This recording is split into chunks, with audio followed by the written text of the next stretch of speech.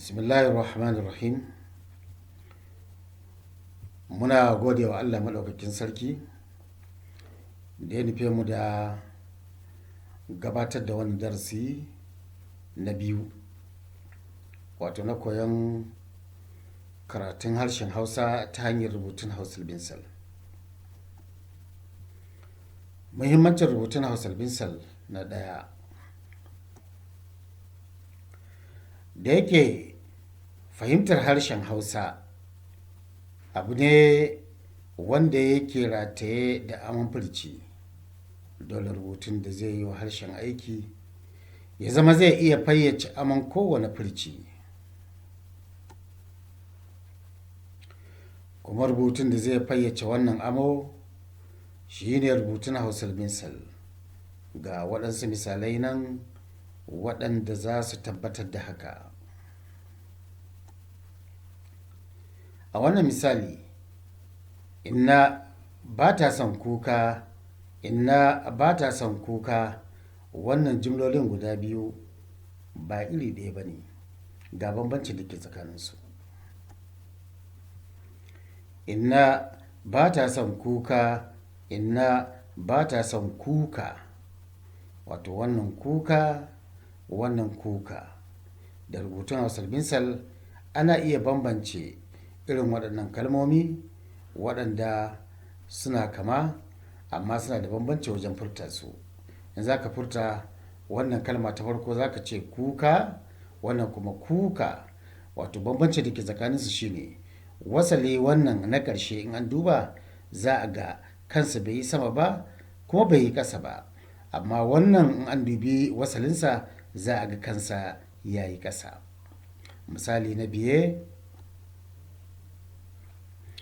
Aliyu ya yi guga, Aliyu ya yi guga. Idan muka dubi kalmar guga da guga, waɗannan kalmomin ga su iri ɗaya ne, wato jumla za ta ma kama da cewa iri ɗaya ce, amma jumlolin ba iri ɗaya ba ne. Ya za mu bambanta su?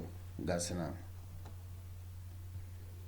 Aliyu ya yi guga, Aliyu ya yi guga, Aliyu ya yi guga, Aliyu ya yi guga, Aliyu ya yi guga, wannan guga, wannan kuma guga, guga, guga.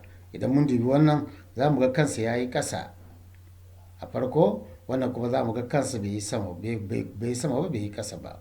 Amma mun dubi kuma wasali na ƙarshe za mu ga cewa wannan bai yi sama bai ƙasa ba, amma shi kuma ana na ƙarshe ya yi ƙasa. Saboda haka wannan yana nufin guga, guga, wannan kuma yana nufin guga. Babu rubutun da zai fayyace maka wannan sai dai rubutun Hausa Binsal. Misali na gaba, mai fada baya fada, mai fada baya fada, ko kuma mai fada baya fada, mai fada baya fada. Ko yaya ka juya jumlar da za ta juyu, wata ko ba haka mai magana yake bukata ba. Mai magana yana bukatar kalma ta amsa sunanta ta faɗi, kuma a faɗe ta yadda take. Gashi nan, mai fada baya fada, mai fada baya fada. Duk yadda ka yi ba za ka ɗauki wannan kalmar ka saka ta a wannan gurin ba, ba za ka ɗauki kuma wannan kalmar ka saka ta a wannan gurin ba. Ba kamar yadda yake da boko ba, kana iya ɗaukan wannan kalmar ka saka ta a wannan gurin, ka ɗauki wannan ma ɗaya ne, diga su na kalmomi ɗaya ne, amma a wannan in ka duba za ga suna da bambanci. Wannan faɗa kaga wasalinsa na farko kansa ya yi ƙasa, sannan a nan kuma bai yi sama bai yi ƙasa ba. Saboda haka wannan shi ake nufi da faɗa, wannan kuma faɗa, nan kuma faɗa, nan kuma faɗa. Ina da baiwa, ina da baiwa. Waɗannan jumlolin ba ɗaya ba ne. A'a, ɗaya baiwa ce, ɗaya kuma baiwa. To amma ya za ka gane? Ba za ka gane ba. Amma ta rubutun Hausa Binsal ga shi nan. Wannan ina da baiwa, baiwa, wannan ita ce baiwa, wannan kuma ina da baiwa, baiwa. Dubi bambanci. Wannan wasalinsa na farko bai yi sama ba bai yi ƙasa ba, amma shi kuma wannan za ka ga wasalinsa na farko ya yi sama. wannan shine baiwa, wannan kuma baiwa. Saboda rubutun Hausa binsal shine kaɗai yake iya fayyace wannan. Misali na biye, ban zo ba da rana, ban zo ba da rana. Jumlar kamar iri ɗaya ce har yau, ba iri ɗaya ba ce ba. A'a, ɗaya tana nufin rana, ɗaya kuma rana. To amma wacce ce daga ciki? Ba za ta gano ba. Amma ta hanyar rubutun Hausa binsal za ta gano. Gashi nan, ban zo ba da rana, ban zo ba da rana. Bambancin jumlar ita ce, ban zo ba da rana, ai akwai rana yau, ban samu daman zuwa ba. Wannan kuma, ban zo ba da rana, ai ban zo ba da rana ta yiwu sai da daddare zan zo. Amma me bambanci gashi nan, rana ga janyi nan a ƙarshen wannan ranar, amma a wannan rana babu janyi. Wannan rana, wannan kuma rana. Sai kuma misali na biye, Aliyu yana ciki, Aliyu yana ciki. Kalmar ciki da ciki, ɗaya kalmar ciki ne, ɗaya kuma ciki. Ɗaya ciki, ɗaya ciki. To amma wace ce ciki, wace ce ciki? Ga ta nan. Abincin yana ciki, ciki, ciki.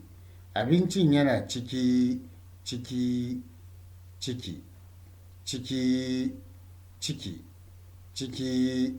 Wannan sai rubutun Hausa da zai bambanta wannan.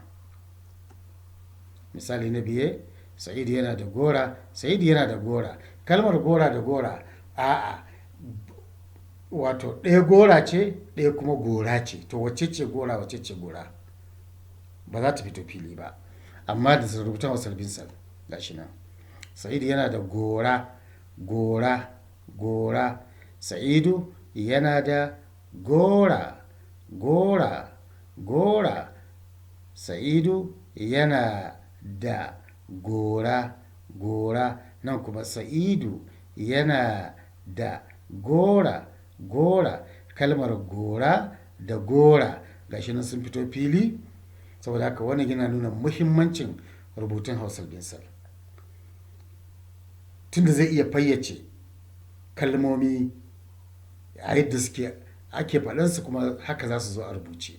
Ba kalma yadda za ka faɗe ta daban, yadda kuma za ka rubuta ta daban ba. Misali na biye, Sa'idu yana da jaka, Sa'idu yana da jaka. Dubi kalmar jaka da jaka. Kalmar ɗaya jaka ce, ɗaya kuma jaka ce. Amma ta yaya za ta fito fili? Sai ta rubutun Hausa binsal. Gashi nan, Sa'idu yana da jaka, yana da jaka. Sa'idu yana da jaka, jaka. Dubi janyin da ke tsakani gashi nan. Wannan shine janyin da ke tsakani, shine za a ja jaka. Wannan kuma jaka, shi kuma janyin na ƙarshe.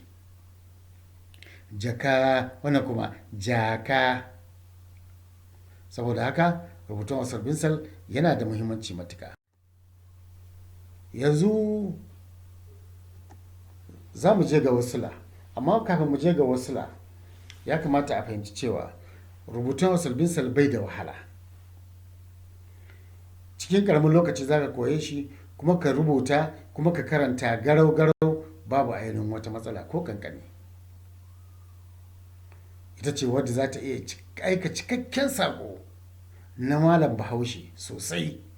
Dukkan abin da zai murɗa kalmar haka za a rubuta ta. Ga wasali nan. Wannan wasalin na duba za a ga kansa sama. Me bayaninsa? Ga bayaninsa.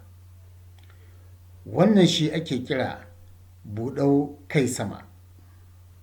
Kuma a sama yake, ma'ana a saman baki ake rubuta shi. Takaitaccen sunansa shine buɗausai, buɗausai. Sai kuma wasali na biyu gashi nan. Shi an duba za a ga kansa bai sama ba ko bai ƙasa ba. Me bayani? Ga bayanin. Wannan shi ake kira buɗau kai tsaye, kuma a sama yake. Takaitaccen sunansa shine buɗau tsaye. Buɗau tsaye wato ma'ana buɗau kai tsaye, ai buɗau tsaf. Buɗau tsaf shine takaitaccen sunansa.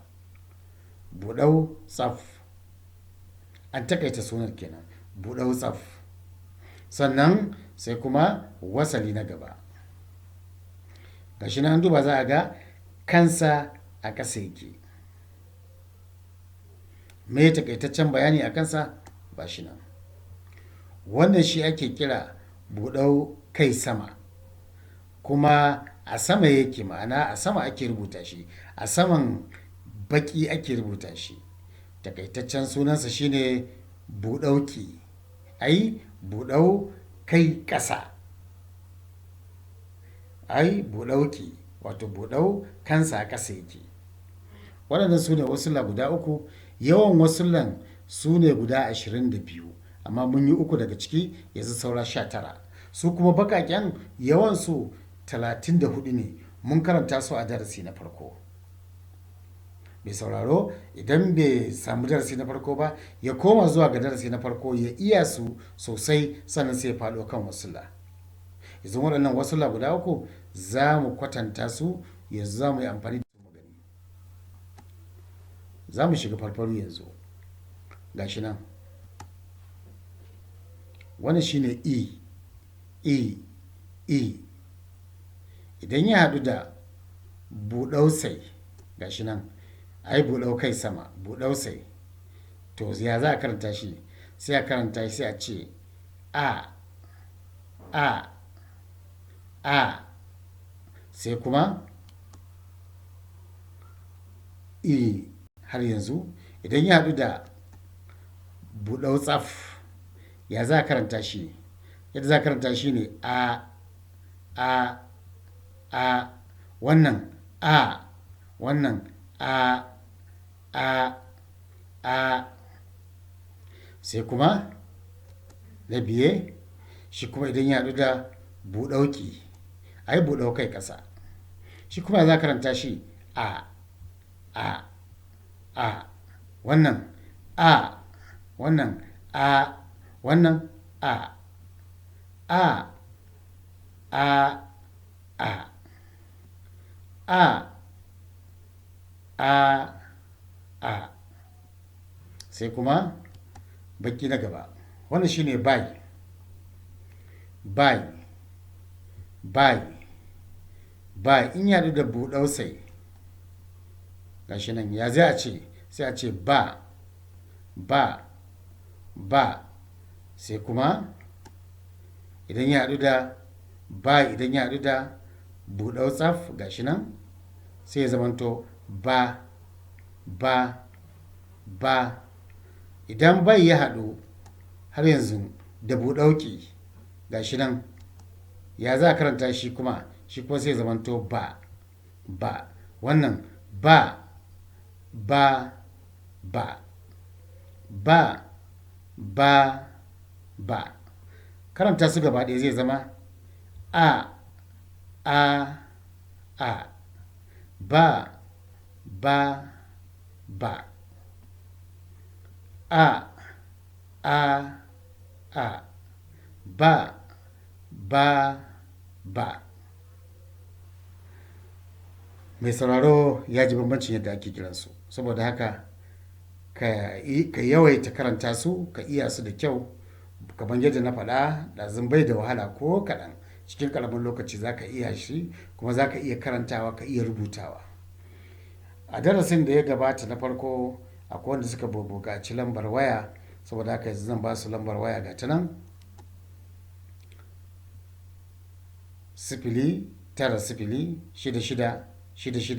09066666602. Ina fatan Allah ya mana jagora a cikin koyon wannan rubutu. Wassalamu alaikum wa rahmatullahi wa barakatuhu.